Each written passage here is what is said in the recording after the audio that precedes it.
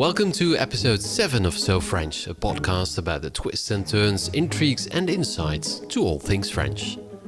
Every 2 weeks we select the best, most interesting and fascinating of French news stories, all brought to you from our studio in the heart of Paris. My name is Sara Bertilsson. And my name is Stefan Vries.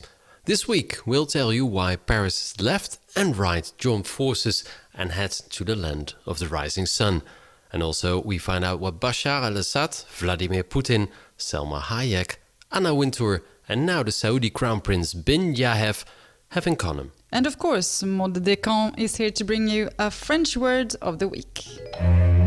But first, we'll talk about the story that is making all the headlines these last couple of weeks. It's the labor law reform package, named after the new employment minister, Myriam El Khomri. An online petition got over 1.2 million signatures against this law. So French. No legal value to this petition, though. It's not going to make any difference. Electronic signatures don't count in France. But Stefan, what's in this controversial proposal? Well, the reason that the government wants to introduce this new law is that, of course, the unemployment is very, very high for a very long time already. We're now at over 10%.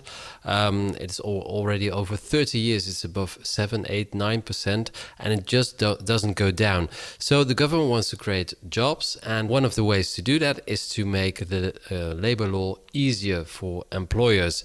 Now, the French have a very complicated relation with work. The French, they take their jobs more seriously than any other country in the world. And at the same time, they're also the less motivated workers in the world. So how can that come? In France, your job basically defines who you are. So if you have a job, then you exist. If you don't have a job, which is the case of many people in France, then they have a problem in society. So they take their work very seriously, but at the same time, they don't want to work. They're not really motivated. They have a problem with their bosses. They have problems with colleagues. They're very stressed about the fact that maybe one day they will lose their job, because if they lose their job, they don't have any identity anymore. So they have a very complicated relation with work. Now, the government would like to create more jobs, as any government. This was, of course, François Hollande's major election promise. Absolutely. François Hollande promised to bring unemployment down. So what's in this controversial proposal to create more jobs? Well, it's, for instance, easier to fire people, because that's particularly hard in France. It will also be possible for the French to work 48 hours a week and even 60 with an exceptional authorization. So now currently the length of the French working week is 35 hours. That will stay the same, but there will be exceptions possible. If business is not going well, falling orders or sales, then it will be easier to fire people. And this all because of the fact that a lot of French companies are just afraid to hire people because it's so difficult to get rid of them. Well, these are, in a nutshell, the propositions. A lot of people don't like these propositions, and that's the reason why this online petition got over 1.2 million signatures. And now the government has said that they will renegotiate with the unions. It's not very likely that this proposal will have any effect, because it has to be changed, because there's so much resistance against it. And then it will take at least 4, 5, 6 months to be voted in the parliament. So that will bring us to September. Then it will be implemented. So it basically has like 5, 6 months to bring unemployment down, and that sounds like a mission impossible. And now from France we go to Japan. It has been a tough year for tourism in France, and especially since the November attacks. Reservations from the high-spending Asian tourists that France loves so much dropped 30% last November and December, and that already after a very bad year with the Charlie Hebdo attacks in January, scaring off many tourists. So what do you do when somebody's not coming to you? Well, you go to them. And that is exactly what the Paris socialist mayor Anne Hidalgo and the newly elected conservative head of the Paris region, Valérie Pécresse, decided to do last week. The odd couple went to Tokyo in a bid to make up for the lost love. But they were not the only Frenchies in town. There was another Parisian lady in Tokyo at the same time. Sarah? It was, which was me. And this is a pure coincidence, of course. I did not go there to fetch any new French tourists. I went there as a tourist myself. But it How was my... it? It was great. Thank you very much. It was great. It was my first time in Japan. And I did a little bit, I realized later, it's the same trip like Pécresse and Hidalgo did, more or less. And I think that we probably saw not only the same things, but a little bit of the same parts of Japan. And of course, Japanese tourists being extremely important for France, they spend in general 205 euros per day per person when in France. So of course, this is very, very important for France to keep these tourists. But I was just hoping, because when I was there, the first couple of days I spent feeling a little bit ashamed because I was so extremely well welcomed. People were so friendly. Everything was working. And as living in France, everybody knows that nothing's working in this, or many things don't work at least. And I started feeling a little bit ashamed because I was thinking, what about these tourists? What about these Japanese people when they come to France? How do they feel? What is their first expression? And I'm pretty sure their first impression is not as overwhelming as I. You know that there's even what they call a Paris syndrome. That's an illness that Chinese and Japanese tourists have when they come to Paris. They have such a lovely image of the city, a romantic image. Everything is perfect and beautiful, and then they realize it's not, and it's a very hard city. And then it's such a shock that they have to be admitted into the psychiatric hospital in Paris, and this is called the Paris syndrome. And a couple of tourists every year are hospitalized in psychiatrical hospitals. And I must say, I'm not surprised. I am not surprised because you come to a country where you expect not to be able to communicate with people. You realize that is not an issue at all because when you want to communicate, there is no language barrier. There is not a problem. You can always make yourself understood, even if you don't speak the same language. The country is so clean. And as I said, everything's working. The trains leave on time. They arrive on time. No escalators, strikes. No strikes. Not when I was there. At least I don't think there are any strikes. And so yeah, it's a very well functioning country, and especially for tourists. So what I was thinking when I heard about Pécresse and Hidalgo is that the work is not to be done in Japan. They don't need to go fetch those Japanese tourists in Japan. What they actually should do is stay in Paris, stay in France, and get the work done here. Make sure that people feel welcomed when they arrive in France. Make sure that things actually work. And that people, the Japanese tourists, as all the other tourists, feel that they want to come back once they've been here and not after a hospitalization at a psychiatrical ward. Was the trip a success, do you think, Hidalgo and Pécresse? Well, as all these, they say it was a big success, of course. There are rumors that Valérie Pécresse speaks Japanese after a 6-month-long internship or something like that in her youth. I don't know if she got to make any use of her language skills. But they've, apparently the trip was a success. They've already made sure that they had the support from the Tokyo mayor for the Paris bid to become the Olympic city of 2024. Oh, that's not bad. Speaking foreign languages, it's time for our word of the day.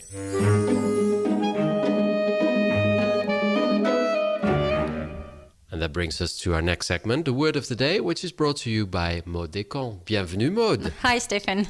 How are you Good. this week? Good, What's the word of the week this week? The word of the day is, it's more an expression than a word. It's called La Jungle de Calais, the jungle of Calais. Yeah. So you might have heard this expression the past few weeks or the past few months.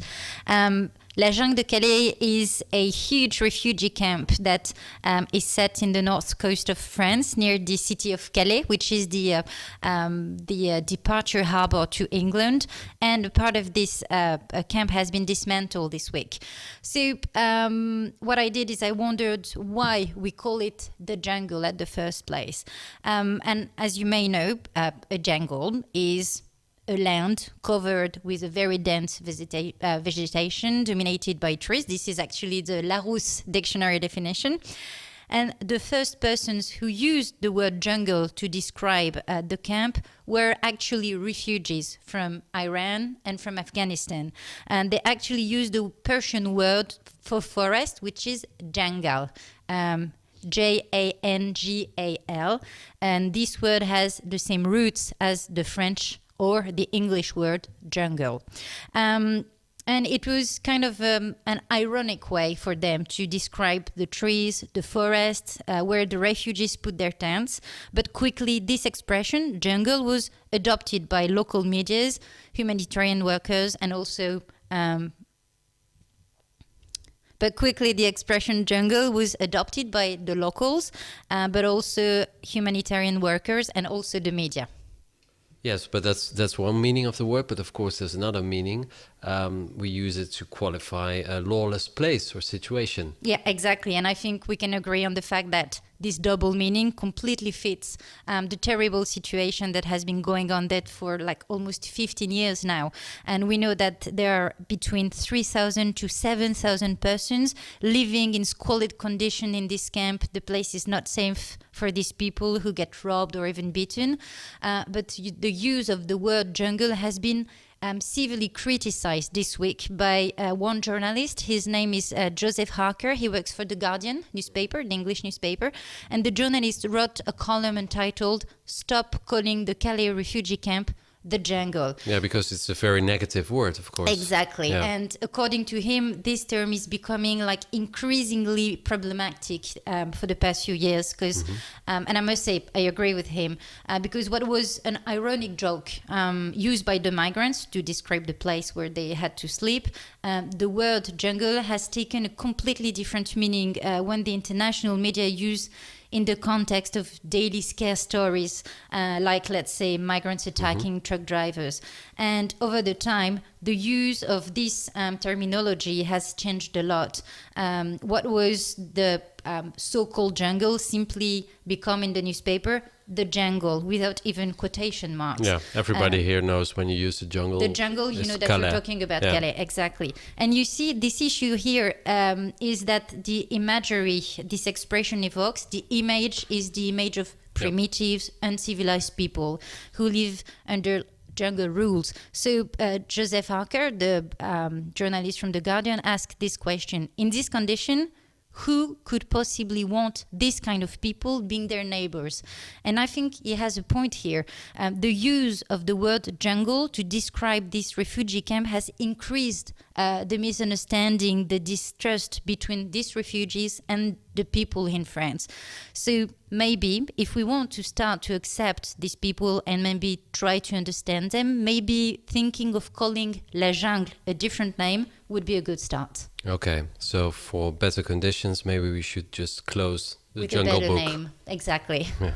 Thank you very much, Maud Descamps. Thank À you, bientôt. Stefan. So it takes us to the segment Scandal of the Week. Sometimes you sort of wonder, Stefan, if there is no limit to the inexplicable and strange things that the Hollande government can come up with. I kind of sometimes feel that we're a little bit harsh on them. But this time, I must say, I think that the criticism is very much a good criticism. Yeah, there are a lot of people who say that we're doing too much French bashing, but it's so easy. I mean, with all these things happening. So what happened this week, Sara? Well, what happened was that actually it happened on last Friday.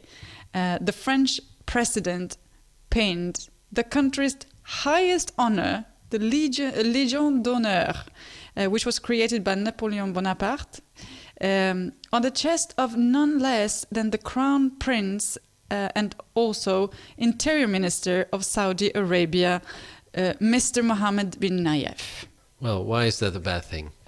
Well, why is it? Well, Saudi Arabia... They're very good clients. They buy a lot of arms. They buy planes. Well, to begin with, this to mention what the Legion of Honor was created in 1802 to recognize military, cultural, scientific, or social contributions to France, which could also be made by non-French citizens.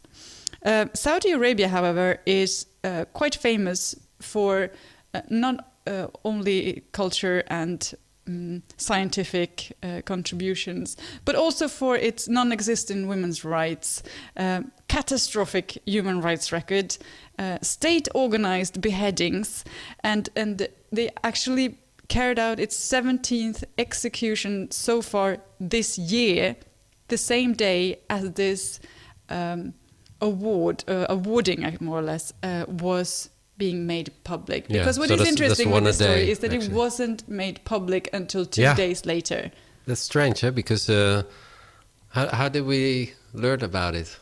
It was actually through the Saudi Arabia media who started writing about this and how the prince had been decorated for his courage and his fighting against terrorism and extremism. So the Saudi press was more open than the French press. That's incredible, isn't it? At least more open than the French government, who didn't mention this in any of their communications. Now, the new Minister of Foreign Affairs, Jean-Marc Ayrault, also foreign prime minister, he had to explain himself about the deal, and this is what he said on French radio earlier this week. Donc ça méritait une Légion d'honneur. C'est une tradition diplomatique. C'est une tradition diplomatique. He makes a mistake. He wants to say it's a democratic tradition of France, but he means diplomatic tradition, so it already shows that he's not really feeling very comfortable. What is a diplomatic protocol? I am just wondering, because I mean, shouldn't diplomatics be a bit, I think it's basically if you buy 20 Rafales, 20 fighter planes, then you get one Légion d'honneur for free this week. I think that's basically the tradition.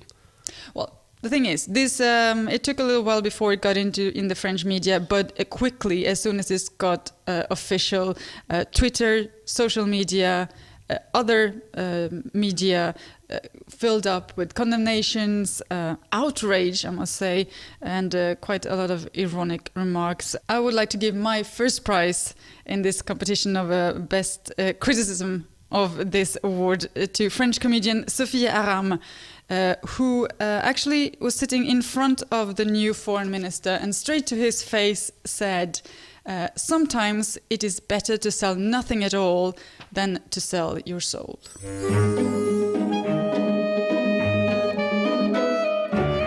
And then this week, France announced the candidate of the Eurovision Song Contest of this year. It's Amir Haddad, and his song sounds like this.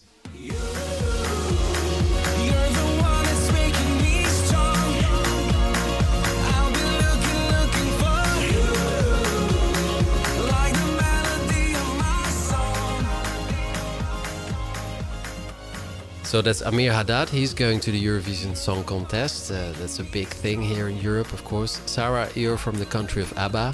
You're a professional. And the country who's hosting the final, well, because we were the winners last year. Yeah, Sweden, where Eurovision Song Contest is religion. Maybe France will, with this song, actually start climbing up from that bottom last position where they've been sort of hanging out for the last couple of 10, 15 years, I don't know. And there's a little revolution, because in this song, the guy is singing in English. That's almost a blasphemy to French people, right? I don't know. There are a lot of French songs with like 1 or 2 lines in English to sort of get the best of 2 worlds. So I don't think it will be anything shocking with it. I just see that they probably try to find a song that's a little bit catchier than those ballads that they have been sending for quite a few times. So that's Amir Haddad. The final is in May. 14th of May in Stockholm. Okay. It will be, I think, a massive show. I'm not sure if I'm going to watch it, but I wish all the best for France. Let's hope France gets some 12 points. That would be nice, wouldn't it? Well, with with that, we wrap up this edition of So French. You can follow us on Twitter. It's @SoFrenchNews. And if you have any questions or suggestions, send us an email. Our address is sofrench@sofrench.news. And don't forget to subscribe to our podcast in iTunes or in SoundCloud, and to share So French with your friends. We'll be back in 2 weeks with a new episode of So French. We hope you'll join us then. Thank you for listening. Au revoir.